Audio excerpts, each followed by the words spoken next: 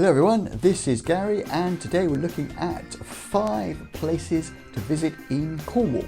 Now I know what you're going to say, there are lots of places to visit in Cornwall, and you are quite right. There are a lot of places you can visit in Cornwall. Indeed, there are plenty of websites and indeed other YouTube videos that give you long lists of places to visit in Cornwall, but the key to them is they're often spread out all over Cornwall. And you could spend most of your time driving around in the car and not see any places at all really. So the purpose of this video is to identify 5 places in Cornwall that are relatively close together that could make the subject of a fairly easygoing and enjoyable short holiday.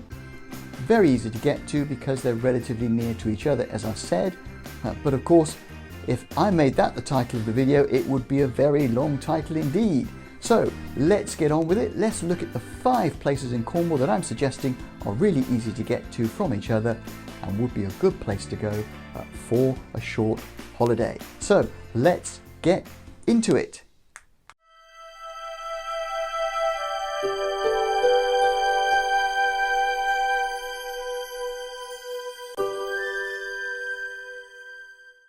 Okay, so the first place I would suggest on the tour is Falmouth.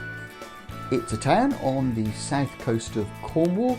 Lovely place. You'll see some great pictures behind me. It is one of the largest ports in Cornwall, and it's a cargo port as well. And you'll find a range of vessels being bunkered with the transfer of cargo, and it's popular with cruise and ship operators for a good reason. It's a great place and there are some great beaches. Now if you go further up the Fal, it's called Falmouth for a reason, but if you go further up the Fal, you'll find several ships laid up there awaiting orders and charterers and new owners. It's a popular holiday destination and it's a tourist resort, so there are lots of things to see and do. And there are many well-known beaches there, including Swanpool and Maenporth. And of course in Falmouth itself there is now the National Maritime Museum since 2003, and a whole range of shops, coffee shops, restaurants, cafes, and it's got those beautiful, lovely narrow streets that you associate with that part of Cornwall. So certainly if you're looking for 5 places to visit in Cornwall, I would start there, and from there the other places are very easy to get to. So let's move on to the next.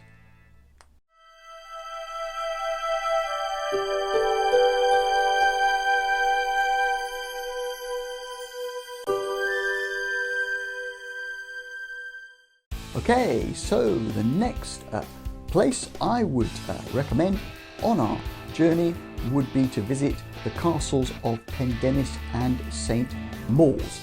Now these are originally artillery forts built between 1540 and 1542 by Henry VIII. Well worth a visit. Now if you can't see both, you can at least see Pendennis Castle, because if you've been to Falmouth, it's actually in Falmouth. St Moores is on the other side of the River Fal, and that's relatively easy to get to. Indeed, if you fancy a ferry ride across the river, there is a ferry that runs from Falmouth to St Moores, but equally interesting is to take a much more interesting ferry ride called King Harry's Ferry across the River Fal if you're going by car between Pendennis and St Moores. Indeed, it's such good fun to visit both because they are sister castles. There is a separate video I've done all about these 2 Henry VIII castles in Cornwall. And if you want some more details, it's well worth having a look at that video. But these both saw action during the English Civil War, and they also saw some action during World War I and World War II. Well, in fact, more in World War II than World War I when they were rearmed. But they were finally decommissioned in 1956, and both are well worth visiting. They have some elegant carved 16th century decorations, including monsters from the sea and gargoyles. As I've said, well worth a visit if you're in that area. So that's the castles of Pendennis and St Moores.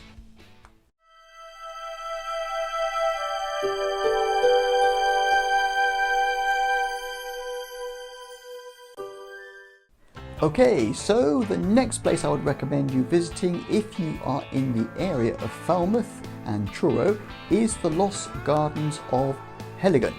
Now, you might say to me, well, why were they lost? I don't know, but lost they were. At least they were not seen by the public for a period of time after World War I, and finally found and restored in the 1990s. Indeed, there were a whole series of TV programmes all about the Lost Gardens of Heligan, and indeed they were such a great place to visit. I've done a separate video on that, and it's down in the description box if you want to see more detail about the Lost Gardens of Heligan, but well worth a visit and not far away on our tour of that part of Cornwall. So let's move on to the next location.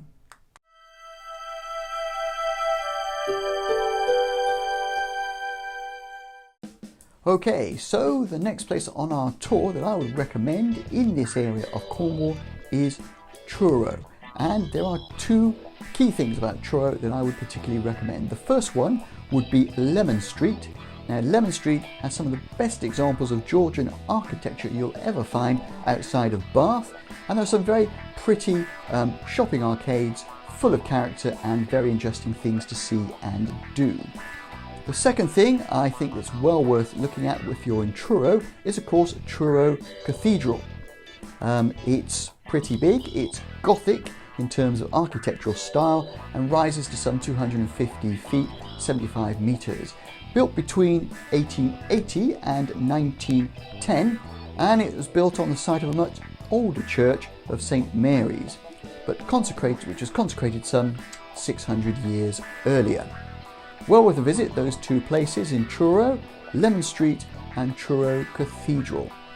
And I hope you enjoy the pictures below, particularly some of the ones which I'll now show you of a more Gothic, characterful imagery of Churro Cathedral.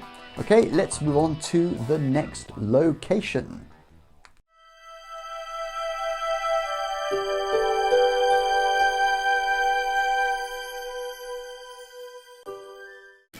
Okay, so the last place on our tour that I would recommend for that part of Cornwall is Tresillian Gardens. Now, Tresillian Gardens for me, not far away from the Lost Gardens of Heligan, have a lot in common, and indeed because of that I've combined the two into a separate video which you'll find in the description box below.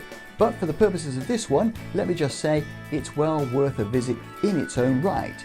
Now, Tresillian is a house and garden in the ownership of the National Trust, and it's near Churro, Cornwall, and it's west of King Harry's Ferry, which was the ferry I mentioned a bit earlier as being a very easy way to get from Pendennis Castle to St Moores, King Harry's Ferry.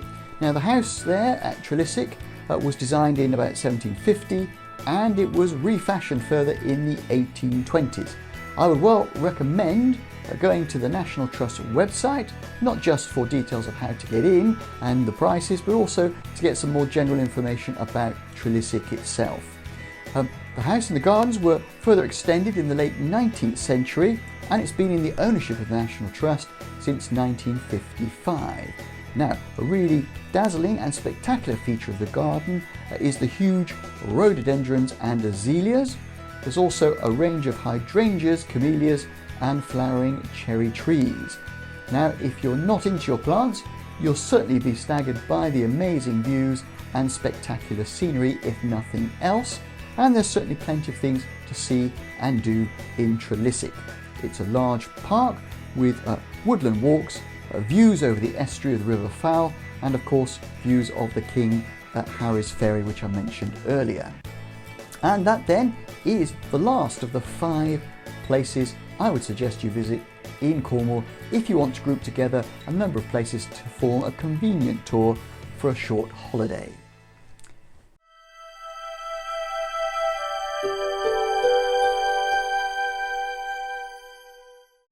Okay, so that was 5 places to visit in Cornwall, and as I've said before, it's designed really to give you a number of places to visit if you wanted to build yourself a short tour and you didn't want to spend all your time driving around in the car. All of these places, these 5 places, are relatively easy to visit, and they're relatively close to each other. just to recap, we were looking at Falmouth itself. We're also then looking at Pendennis and St Mawes Castles. We looked at Churro, we looked at the Lost Gardens of Heligan, and finally at Tresillian Gardens. And I hope that was all very useful to you. Now, if you like this video, please mark it as a like, and if you want to see more videos like this, well then please subscribe.